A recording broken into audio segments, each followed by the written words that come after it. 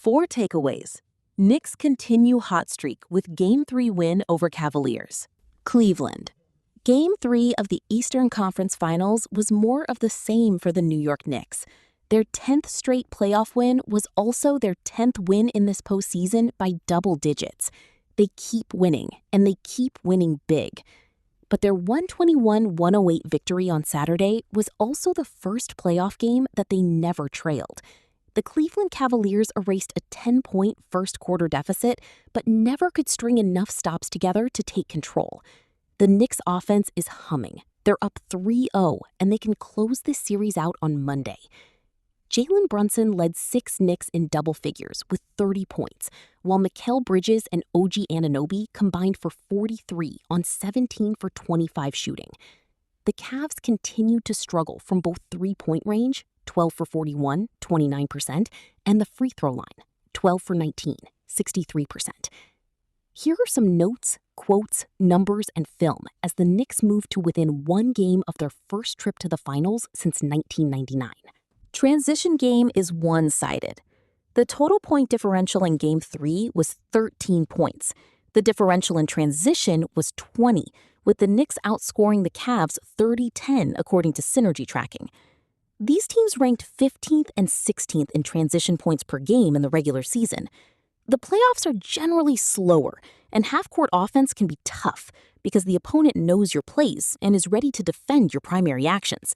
So transition points, where you can get layups or open shots before the defense is set, are gold. And the Knicks have had the transition advantage all series, outscoring the Cavs by 5 transition points in each of the first 2 games and by 20 on Saturday. It started early. When Evan Mobley missed a jump hook on the Cavs' 4th possession, Mitchell Bridges was wrestling with Dean Wade under the basket. But a few seconds later, he was slicing through the Cavs for a transition layup that forced Cleveland head coach Kenny Atkinson to call a timeout less than 2 minutes into the game. The Knicks didn't just run off of stops, and midway through the first quarter, they had 2 transition possessions, resulting in 4 points, after the Cavs had scored on the other end. After a James Harden bucket, Josh Hart pushed the ball up the floor. Karl Anthony Towns ran hard up the middle, caught Hart's pass, and drew a foul on Sam Merrill. And after another Harden bucket, Hart threw a long inbound pass to OG Anunoby, who attacked Dean Wade and drew another foul. If you're the Cavs, that can't happen. If you're the Knicks, you just keep running until they stop you. We want to play fast against these guys at every opportunity we can get, Knicks head coach Mike Brown said afterward. We don't want to go against their set defense all the time, so we gotta keep trying to play fast. The Cavs were not playing fast. That's what you get when Harden is your point guard. It's also what you get when you can't get stops. Knicks shutting down the Cavs' attack. The Cavs' offense continues to define their postseason. The league average for efficiency in these playoffs is 111.6 points scored per 100 possessions. The Cavs are 8-0 when they've scored more efficiently than that mark, 0-9 when they've scored less efficiently than that mark. Over the 3 games in this series, the Cavs have scored just 103.4 per 100, 10.1 fewer than they had scored through the first 2 rounds. And those 2 series came against teams, Toronto and Detroit, that ranked 5th and 2nd defensively in the regular season. Some of it is bad shooting on good shots. The Cavs are 18 for 55, 32.7 on wide-open three-pointers in the conference finals after going 3 for 12 in Game 3. Sam Merrill's potential game winner at the end of regulation in Game 1 wasn't wide open, but it was a pretty good look. And this is a different series if it doesn't spin in and out. But the Knicks deserve credit for keeping the Cavs out of transition and closing off the paint.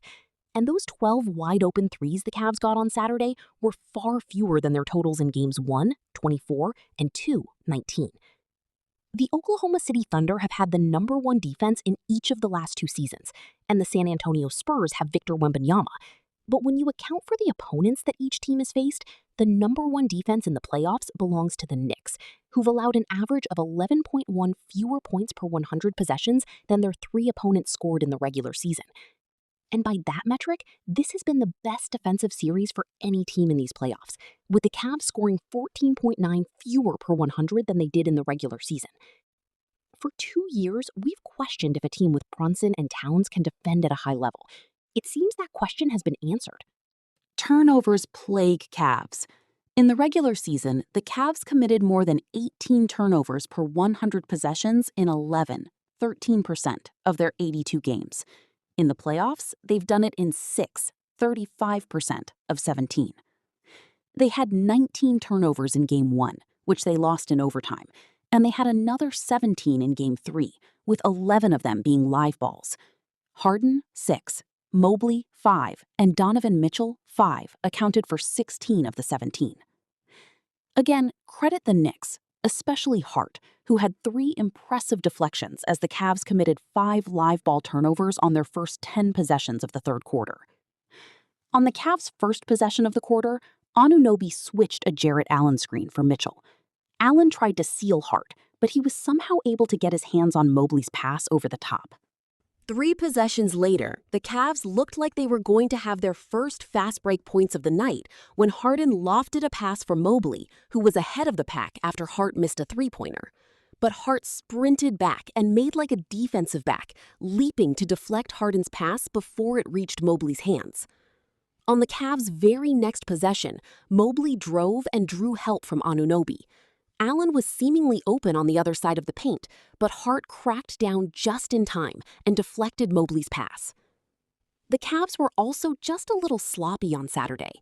While the open threes weren't falling, they did shoot better than their expected field goal percentage for the first time in this series.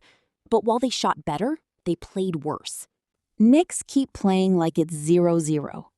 The edge in a playoff series between two good teams usually belongs to the more desperate of the two, the team that's trailing, or, if a series is tied, the team that can least afford to lose. That obviously should have been the Cavs on Saturday, but the Knicks continue to play with the edge of a team that's desperate to win.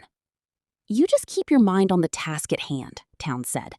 "We found a way to win tonight, but we gotta have the same desperation, like it's 0-0 Game 1. Bridges also brought up the 0-0 thing when asked to compare this run the Knicks are on to his national championships with Villanova. "Just taking it possession by possession," he said, "and having that 0-0 mentality and playing desperate." "They're holding each other accountable," Brown said of his players. "They're believing in the process for each other, and they're playing with a competitive spirit that's unmatched. If you do those things while focusing on the detail and communicating and bringing energy and effort, you have a chance to string some games together. One more, and they'll be in the finals. Game 4 is Monday."